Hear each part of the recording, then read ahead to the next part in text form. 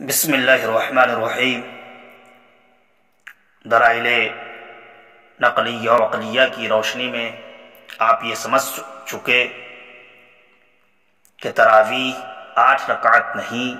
بلکہ 20 رکعت ہے، جس پر پیارے آقا صلی اللہ علیہ وسلم، خلفائے راشدین رضوان اللہ تعالی علیہم اجمعین، صحابہ کرام اور اسلاف و اکابر کا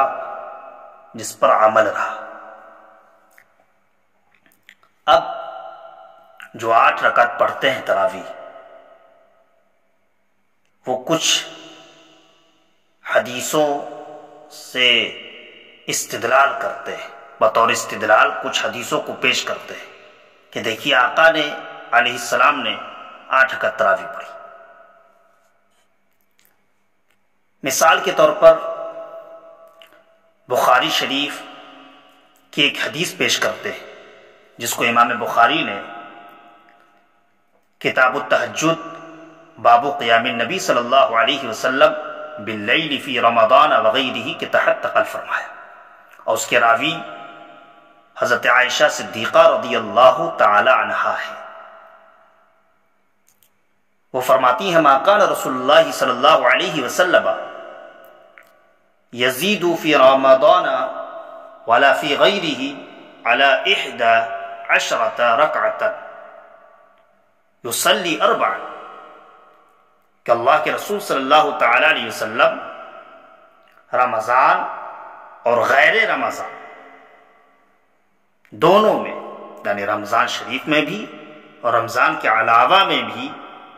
11 رکعتوں سے زیادہ ادا نہیں کرتے تھے۔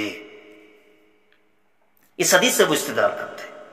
کہ دیکھو حضرت عائشہ فرماتی ہیں، بخاری کی حدیث ہے، کہ پیارے آقا صلی اللہ علیہ وسلم رمضان میں 11 رکعتیں ادا فرماتے تھے۔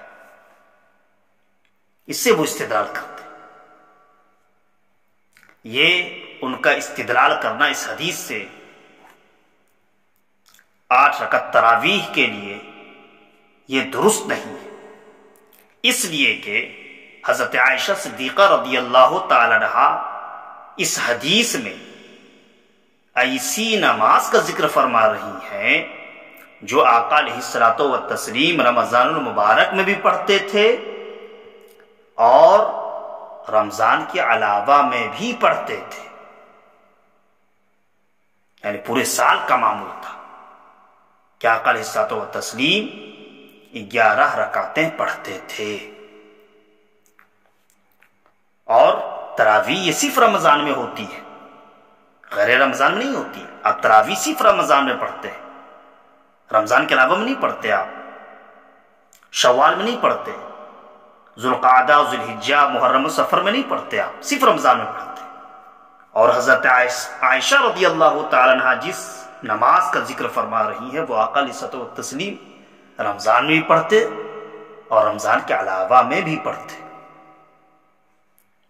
تو اس سے یہ ثابت ہو رہا ہے کہ آقا علیہ الصلوۃ والتسلیم جو وہ 11 رکعت پڑھتے وہ تراویح نہیں بلکہ کوئی اور نماز تھی۔ اور اس کی جانب امام بخاری نے جس کتاب کے تحت اس کو ذکر فرمایا، جس باب کے تحت اس کو ذکر فرمایا، اس سے بھی یہ بات ثابت ہو رہی ہے۔ امام بخاری رحمت اللہ تعالی علیہ نے کتاب التہجد کے تحت اس حدیث کو ذکر فرمایا، جس سے بات ثابت ہو رہی ہے کہ یہ جو آقا علیہ الصلوۃ والتسلیم رمضان اور غیر رمضان میں پڑھتے تھے 8 رکعت 11 رکعت، یہ تراویح نہیں بلکہ 8 رکعت تہجد اور 3 رکعت وتر۔ لہذا اس حدیث سے استدلال کرنا درست نہیں ہے۔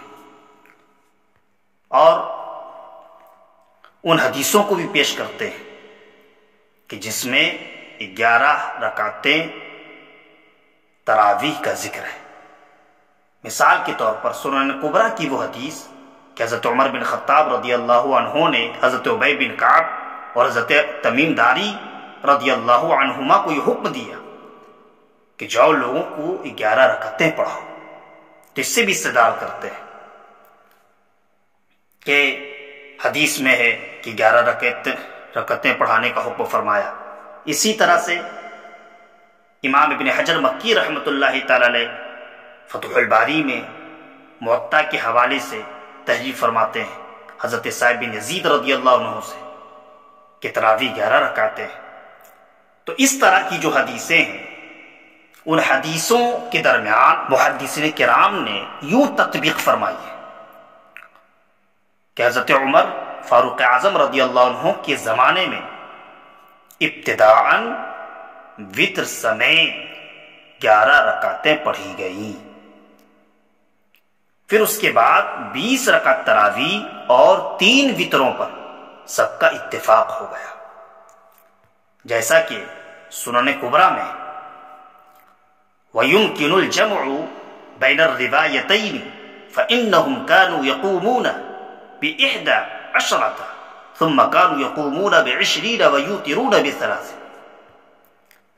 کہ ان دونوں طرح کی روایتوں کے درمیان تطبیق ممکن ہے، یعنی وہ روایتیں جس میں 11 رکعتوں کا ذکر ہے اور وہ روایتیں جس میں 20 رکعتوں کا ذکر ہے، امام بیہقی فرماتے ہیں